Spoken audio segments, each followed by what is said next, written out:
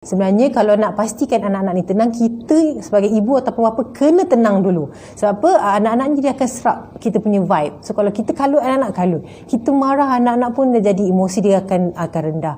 Dan benda tu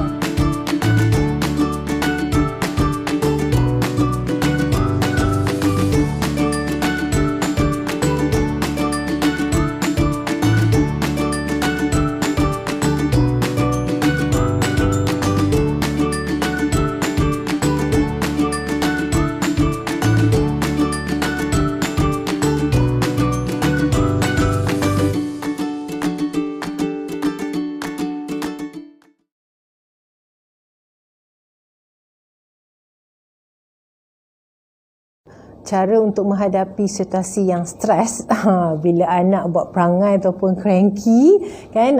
Sebenarnya kalau ikut pengalaman tu daripada anak-anak tu baby dulu, saya pun tak tahu juga, tapi sebab kita sebagai ibu bapa kita kena rajin cari info, baca ataupun dapatkan nasihat-nasihat daripada orang yang lebih berpengalaman. Jadi kat situ kita pun sedar dan kita pun perbaiki kesilapan-kesilapan kita pernah lakukan dulu. Sebenarnya kalau nak pastikan anak-anak ni tenang, kita sebagai ibu ataupun bapa kena tenang dulu. Sebab apa? Anak-anak ni dia akan serap kita punya vibe. So kalau kita kalut, anak-anak kalut. Kita marah, anak-anak pun dah jadi emosi dia akan rendah.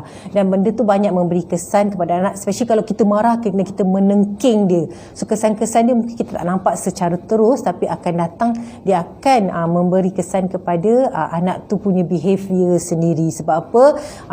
Anak-anak akan belajar akhlak dan adab tu pertama daripada ibu bapa. Sekolah, ya sekolah, tapi apa yang waktu yang lebih mereka luangkan, dan mereka kadang bukan daripada mendapat ilmu pembesaran tu daripada pendengaran saja, tapi apa yang mereka lihat, perbuatan kita sangat penting. Jadi kita kena perbetulkan diri kita sebelum kita membetulkan anak kita, insya-Allah. Jadi kat situlah kalau apa-apa berlaku kesilapan, kita tak boleh terus marah anak, kita kena ambil nafas, tenang, ambil masa, kita tengok dulu okey, apa silap, apa jadi pada mereka, apakah kita buat sesuatu sebelum tu, ataupun mungkin kita tak bagi perhatian pada dia sehingga kan dia nak cuba tarik perhatian kita, anak-anak akan lakukan sesuatu. Itu adalah secara normalnya manusia, fitrah dia akan lakukan benda tu, especially untuk anak-anak kecil kan. Jadi kita kena tenang, jangan terus melenting dan terus melatah. Kita muhasabah diri dan lihat dulu dah apa situasi dan masalah yang berlaku. Kita tengok asal itu di mana, cari punca dulu untuk selesaikan masalah tu, insya-Allah. Okay, insya-Allah sebagai ibu bapa ataupun orang tua, jangan sesekali rasa malu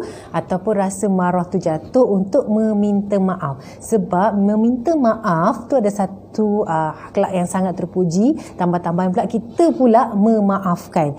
Jadi kita kena tunjuk contoh, sebab kadang-kadang kita perasan dalam setengah situasi yang berlaku sendiri ataupun orang lain, berat nak sebut maaf. Walaupun dalam hati, kat sudut hati tu nak minta maaf, tapi bila sampai berhadapan dengan orang yang sepatutnya kita minta maaf, kita jadi macam tersekat. Kenapa susah sangat nak menyebutkan perkataan maaf, sorry dan mengaku kesilapan. Jadi kita kena praktikkan benda tu supaya anak-anak kita tak terjadi macam tu. Kita tahu benda tu adalah satu benda yang tak bagus.